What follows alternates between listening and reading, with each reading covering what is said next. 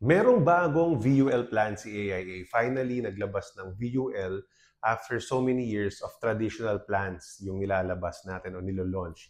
Ito yung mga guaranteed payouts, coverage up to age 100, critical illness coverage. Yan yung mga recent products ng AIA. But today, we will be having a product review of AIA Goals Protect.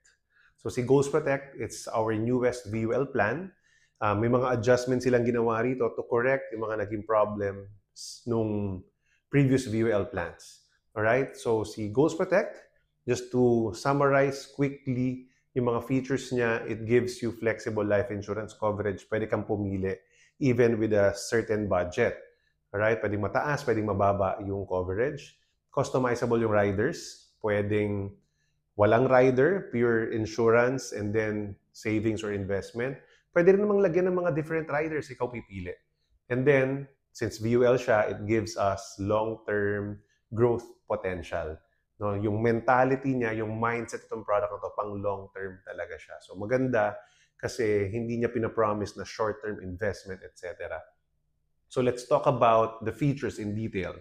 The first thing that na-notice ko sa product na to, it gives you the freedom to choose the amount of insurance. As low as 250,000 pesos yung life insurance coverage niya. So pwedeng napakaliit lang para makafocus more on the investment side. So it will minimize the insurance part. Or you can also get a higher coverage kahit minimal or limited yung budget mo. Of course, depende sa age. Pero pwede mong isagad yung insurance kung yun ang priority mo. So makakapili ka. Alright? So if you can see dito sa proposal generator namin with Ghost Protect, yung pay up to age 65 na option, 25,000 lang yung premium.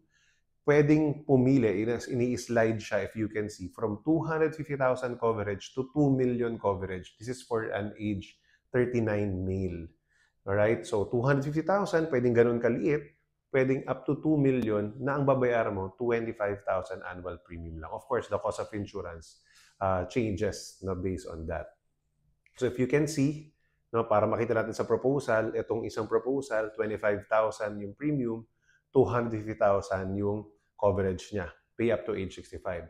Meron din the same product, 25,000 na annual premium, pay up to age 65 din, pero 2 million yung coverage. So if you can see, makakapag-decide ka. Madi-design natin yung product based on what you need. Number two, the second feature that I noticed talaga is yung you have the ability to increase and decrease yung face amount mo at certain key life events. So you have the option to increase your coverage, right, on key life events starting on year 3. Kunyari, kinasal, birth of a child, ganyan, marriage, etc. Pwede mo ring i-decrease yung coverage mo starting at year 10, no, para lumiit yung cost of insurance. Maybe during that time, may trabaho na mga anak mo, for whatever purpose that is. Alright? So, to go into detail, alright, yung pag-increase ng face amount, no, makita mo dyan, nakalagay dyan, starting at year 3 ng policy mo, pwede mong i-increase yung face amount mo, subject to approval, of course. And then, dapat below age 60 ka. Ito yung mga key life events, marriage, birth of a child, death of spouse, legal adoption of a child, alright? And then, may mga reminders lang dito, allowed siya during your third policy year. Hindi siya isa-subject sa underwriting, approve agad kung 20% additional lang maximum. So, kunyari, kung 1 million ng coverage, ginawa mong 1.2, automatic approve yan during those key life events. Pag lumagpas ng 20%, nakalagay dyan sa number 3, alright, subject to underwriting na siya. So, i-check kung kumbaga insurable ka pa. Kasi baka may sakit na kaya nag-i-increase ng coverage.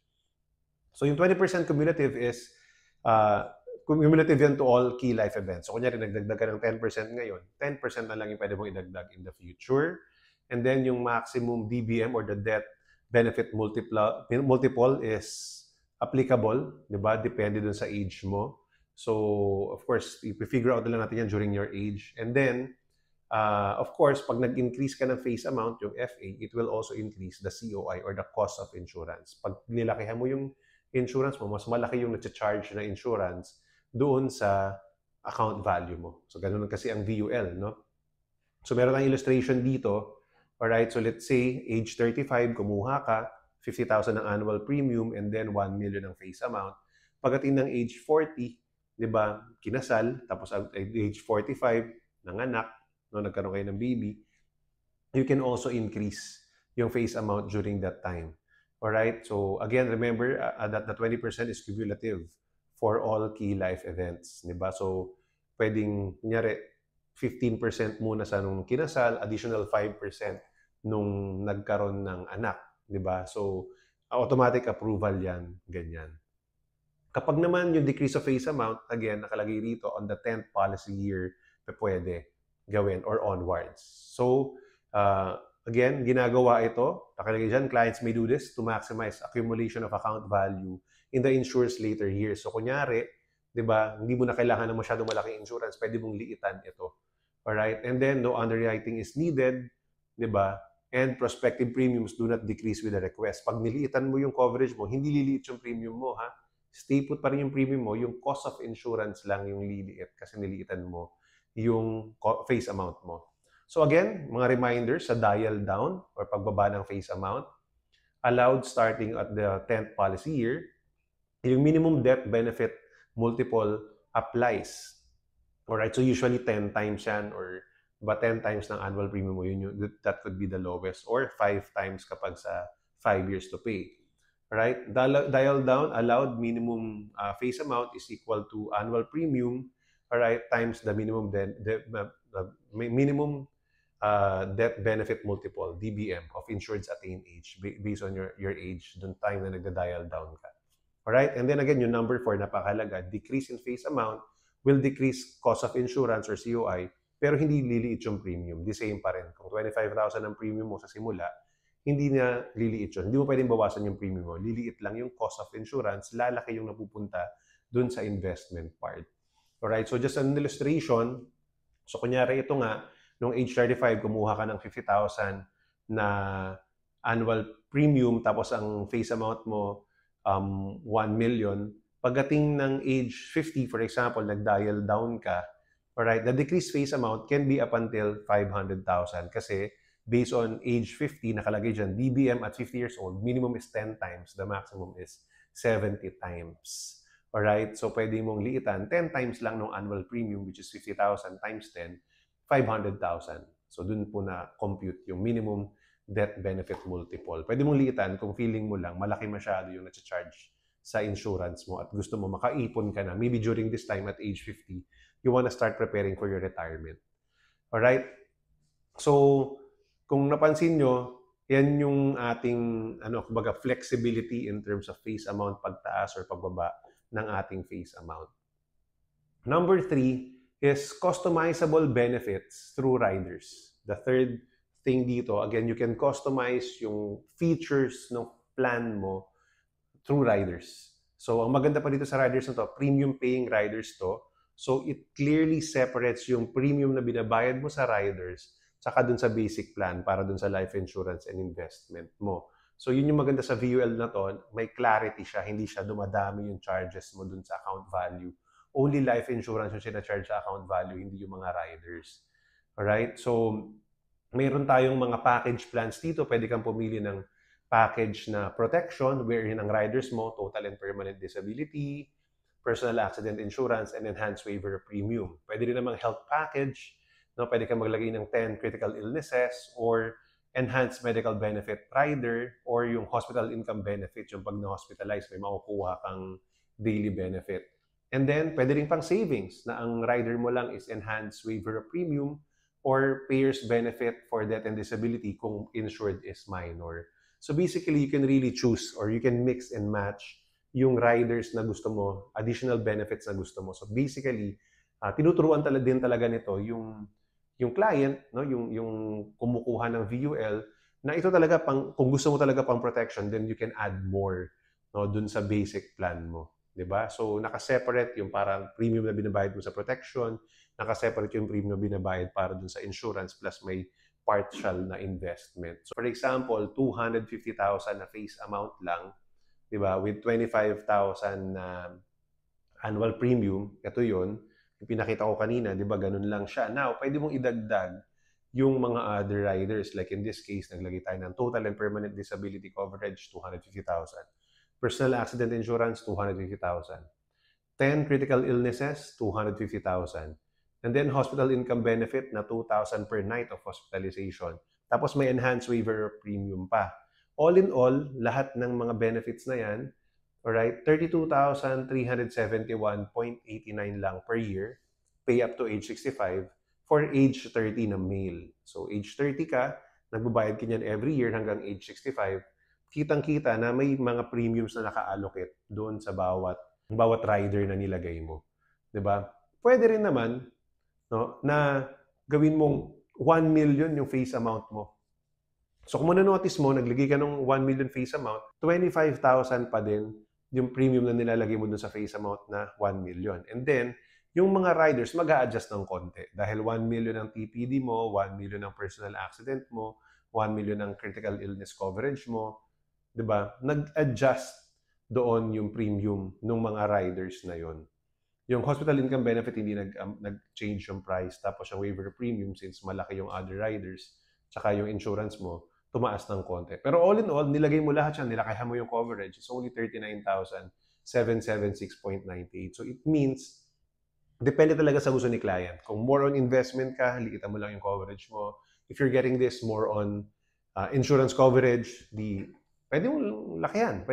Yung makakontrol mo talaga siya based on your budget din. Yun yung isang advantage of looking at this, no, na kumbaga mako-customize mo yung riders. And again, reminder, pwede mong tanggalin yung mga yan, no, na wala yung mga riders, 25,000 lang pwede rin, just like what I showed you earlier. And gusto ko lang i-highlight, isa sa mga napakagandang rider nitong plan na to is yung critical illness coverages.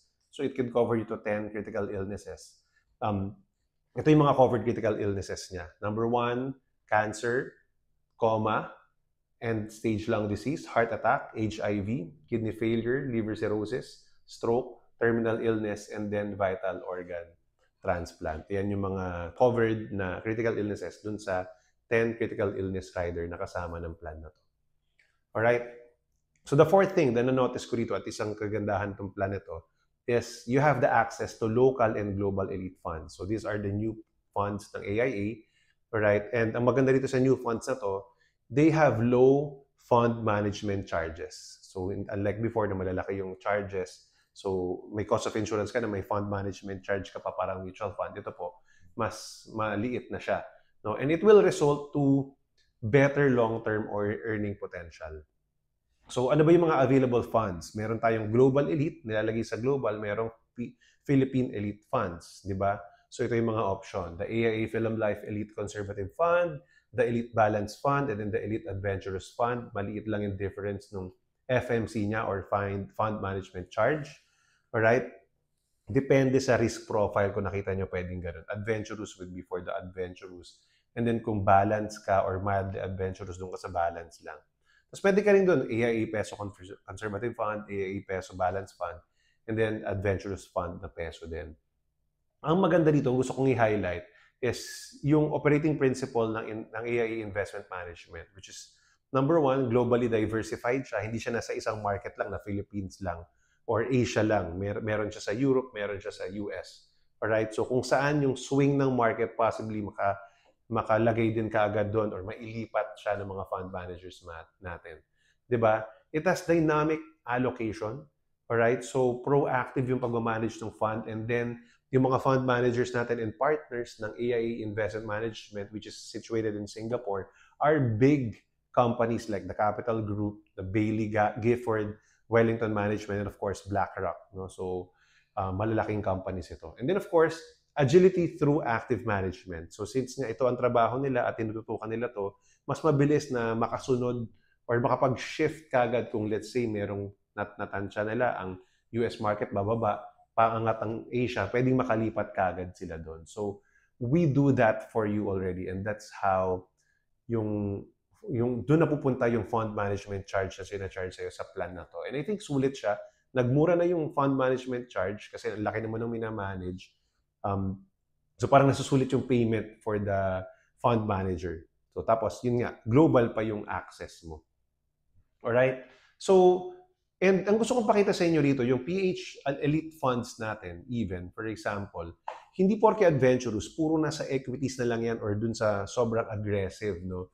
As of December 2024, yung strategic asset allocation niya, even the adventurous, 55% goes to equities and 45% still goes to fixed income and money market. So kahit adventurous ka, hindi pa rin lahat nakalagay doon. So very diversified pa rin yung plan mo. Aside from the different companies siya nakalagay, naka-diversify pa rin siya na meron pa rin fixed income para may guaranteed income. So mas namamanage ng tama yung mga funds natin. Pag balance ka, ayan, based on December 2024 standing, 68% are fixed income and money market fund, 32%, meron pa rin naman nasa equities. And then even if you're conservative, no, about 14% pa rin sa equities, 84% pa rin sa bonds or fixed income or money market. Ibig sabihin pala, hindi ka rin pwedeng hindi naglalagay sa equities kung conservative ka. Kapag naman aggressive ka, hindi rin mo pwedeng puro na lang taya lahat na sobrang risky. Dapat meron din tayong mga fixed income pa rin para nami-mitigate yung potential risks. Like ito, yung Elite Adventurous Fund, which is the global fund, nakalagay dyan approximately 90% ang nakalagay sa equities over the long term and then 10% naman sa fixed income. So kahit adventurous siya, 90-10 pa rin. Kapag naman yung balance, 60-40, 60% pa rin sa equities, 40% sa fixed income. So may ganon, di ba? And we will be able to discuss that once alam mo kung ano yung gusto mo or na-assess natin yung risk profile mo. Kung pang-adventurous ka ba, conservative ba, or balance ba. The fifth thing na maganda rito sa plan na to is, sinasabi lang natin dito, more savings, more bonuses. No, yun yung maganda nating ma-highlight dito. It encourages you to save more. And kapag ginagawa mo yun, you'll be able to tap into the strategy of cost averaging. Alright? So meaning, naguhulog ka regularly, kung monthly man yan, quarterly man yan, annual man yan, basta naguhulog ka whether the market is up and down. Kasi supposedly, ang goal mo is long-term pa over the horizon. So ang cost averaging it's a continuous purchase of units whether the market is up and down. So bayad ka lang ng bayad ng premium. Huwag ka munang tumingin dun sa account value kung lumalaki ba or hindi. Lalo na kung hindi ka pa naman tapos magbayad. Kaya dapat, very important, you discuss with your advisor, ano ba yung goal? Kailan ba yung time horizon? Kung 20 years pa yan, huwag ka muna mag-panic, di ba? Now, kung 3 years na lang, 2 years na lang, doon ka mag-check kung ano pa yung mga strategy. Pero hanggat nagbabayad ka, hanggat premium paying ka, in this case, most of the Goals Protect are designed na pay up to age 65 naman. Yung isang option is 5 years to pay. So kung naka-pay up to age 65 ka, hulog ka lang ng hulog muna. Kasi long-term naman probably yung use of your funds. So magbibigay siya ng bonus sa'yo. Ang tawag dito is Premium Extension Bonus. Alright? Wherein parang nga magkaroon ka ng long-term goal growth potential. So kunyari yung 5 years to pay yung pinili mo, pag nagbayad ka pa ng additional 5 years extension, 6 to 10th year, kahit hindi yun, optional yun pero kunyari nagbayad ka, you'll be able to get 2% of the annual basic premium. Right? So from year 6 to year 10. Tapos kung pay up to age 65 naman, i-extend mo hanggang 70 for example. So yung hinulog mo na yun, meron ka ring 2% from that annual premium. So kunyari, ang annual premium is 100,000. So you get additional 2,000 pesos for the next 5 years. So that's 10,000 additional. Kumbaga parang tubo mo na kaagad yun. No? 2% per year, so 10% addition just because naglagay ka lang ng tinuloy mo lang yung premium mo. So that's the first bonus. Alright? And then, lastly, next, meron din loyalty bonus. So aside from the first, yung nag-extend ka ng premium, after that, pwede kang kumuha ng loyalty bonus. Paano yun? Alright? Ang nakalagay sa sinasabi ng loyalty bonus, every 5 years until policy maturity or termination, makakakuha ka ng 2.5% of the average historical account value. So meaning, habang lumalaki ang account value mo, dun mag-multiply ng 2.5%.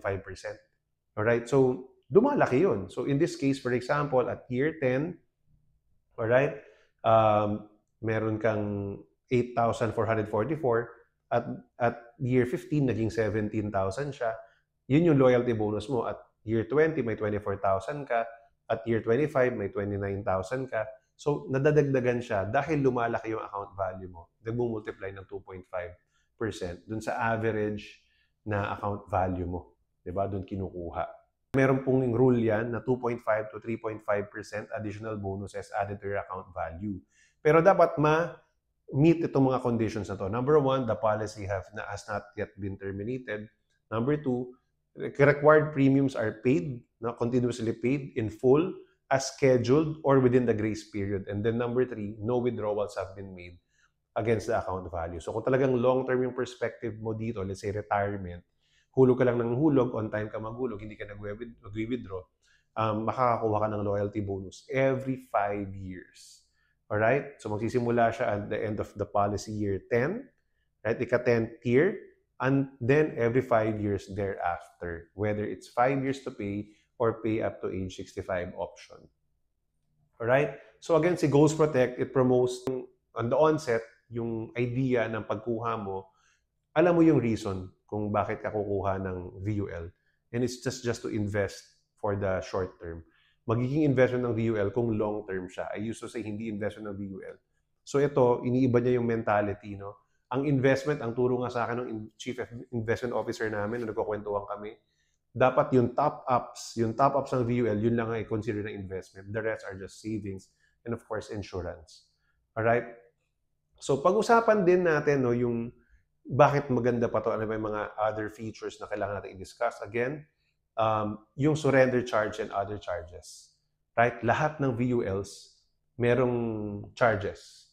No? When you withdraw too early, let's say first 10 years nag-withdraw ka, meron pong mababawas dyan. Right? If it's too early. So dito, sa case ni Goals Protect, meron po siyang surrender charge. Ito po yung table.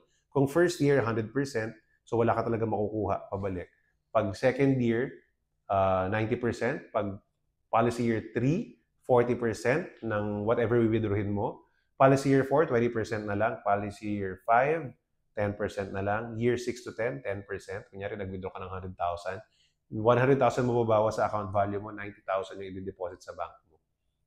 And then, year 11 onwards, wala nang withdrawal charge. Alright? Fund management charge, as you can see, pag ma-manage ng fund annually, meron din po yung charge. Ang maganda dito sa VUL ng AIA, may mga important reminders. Hindi po kami basta makabenta lang. No, talagang black and white kami rito. Nakalagay rito, you should only invest in this product if you intend to pay the premium for the whole of your chosen premium payment term. Right? Number 2, should you terminate this policy early or cease paying premiums early, you may suffer a significant loss. So, nire-remind niya na tayo. And then, your policy may be terminated if the account value is insufficient to pay the fees and charges. So, kunyari, nag-withdraw ka, nagtira ka ng 10,000 dyan, maaring ubusin yun ng cost of insurance. So, ang minimum premium nitong policy na to, 25,000 sa pay up to age 65. Kung 5 years to pay, 50,000 lang. Napakamura. Now, inisip ko, para kanino ba to? Who is this product for? So, I'll give you 4 things, no, na pinag-aralan ko. Ito yung tingin ko na kung pasok ka dito sa 4 na to, probably pwede sa'yo si Goals Protect. Number 1, you want a bigger coverage for lower annual premium. So, kunyari, naghahanap ka ng 1 million coverage or 2 million coverage, pero ang budget mo, maliit lang, like 25,000, 30,000, 40,000. Pag kumuha ka ng whole life plan, siguradong mahal yan. Kasi guaranteed plan si whole life eh. Diba? So, kung gusto mong mas cheaper pero malaki kagad yung coverage, get a VUL. My first ever plan is Family Secure. Alright? Ng Film Life, which is now AIA. And yun, 30,000 lang binayaran ko, 2.8 million ang coverage ko. So, 30,000 lang ako a year, pero pay up to age 99 yun. And hanggang ngayon, nagbabayad ako noon, okay lang. Kasi ang laki ng coverage ko naman. Alright? So, ganun din. If you want that first policy mo, committed ka to pay up to age 65, then probably Goals Protect is for you. Hindi mo natitignan yung investment doon ka sa insurance. Second, this is for people if you want a shorter paying period. So, kunyari, 5 years to pay lang. Even hindi guaranteed yung account value. Alright? So, meaning gusto mo shorter lang, 5 years lang, tapos ka na. Tapos, smaller yung premium mo. Kasi sa iba, pag 5 years to pay, sa mga traditional plans, mahal talaga siya. Minimum yung mga plans namin, around 100,000 a year, right, for the 5 years to pay. So, kunyari, ito, 50K lang budget mo, pwede. Kaya lang, just make sure na, please take note, hindi guaranteed na 5 years lang yan. Lahat ng VUL hindi guaranteed. So, kailangan mong bantayan yung account value mo together with your advisor. Third, if you want a lower life insurance so that you can focus on the riders or investment. So gusto mo maliit lang yung life insurance kasi probably single ka or wala kang anak, ganyan, or wala kang plano mag-asawa, ganon. So maybe gusto mo maliit lang yung life insurance, hindi ka breadwinner siguro. Alright? And then you wanna focus on the investment, top-ups, or yung mga riders like critical illness, mas gusto mo yon. Or accident insurance, gusto mo yon. So, or hospital income benefit, mas gusto mo yun. Maybe doon mo gustong ilagay yung budget mo, pwede. Alright? Tapos gusto mo maliit lang na insurance, ito yung pwede rin sa'yo. Kasi nga, hanggang 250K lang, pwede na. No? So, maliit na coverage lang yun. And lastly, number 4, if you understand volatility. If you understand na okay lang yun, up and down yung market, and then you wanna save and invest for the long term. Doon ka nakatingin sa, let's say, retirement or 20 years from now, na alam mo na kahit bumabagsak yung market, kunyari ngayong pandemic, bumabagsak ang market, hindi ka nagpapanik kasi mas gusto mo nga yung mas mura kasi, di ba, nakabili ka ng mababa yung amount ng yung NAVPU or nung stocks. Di ba? Mura siya, naghulog ka lang, alam mo na nakakabili ka ng mas marami, doon ka nakatingin sa long term na kapag tumaas na yung prices, kumita na kasabay ng investment mo. Ganun kasi yung mentality ng investor. And sadly, hindi na-explain to maigi ng advisors. Alright? So, but yun yung tamang mentality. If that is your mentality, hulog ka lang ng hulog, save ka lang ng save, lalo na kapag mababa, okay lang. Kasi doon ka nakatingin sa long-term horizon, then most probably, AIA Goals Protect is for you. Oh, so that's it. That's our comprehensive review of this product. If you have questions, do not hesitate to send me a message or leave a comment in the comment section. You may send me a message in my Facebook page. And if you have quotation requests or gusto mo mag-inquire about this product, I need your details. Send me a message. I need your full name, your birth date, your occupation, and your mobile number, and then how much insurance yung gusto mong hinahanap na gusto mong meron, or yung budget mo, magkano yung budget mo. Kasi we can customize this plan. So you need to message me, or you just need to message me to my Facebook page. That's facebook.com/DJ Dimaliwat Official. Search for my name, DJ Dimaliwat, or type facebook.com/DJ Dimaliwat Official. So that's it for this video. Again, I hope I was able to shed light about this VUL product. Alam ko marami, especially online, don't like VUL. But kung tama ang mentality, tama ang design, I think it would also help. So, magiging beneficial din ito, and maybe this could be the right product for you. So, thank you very much for watching. See you again soon.